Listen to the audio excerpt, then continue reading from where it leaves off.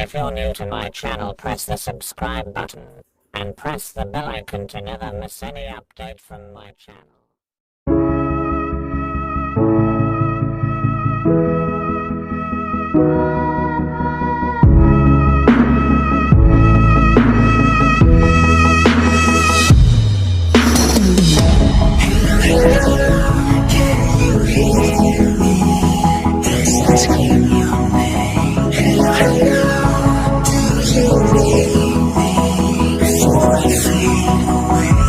It's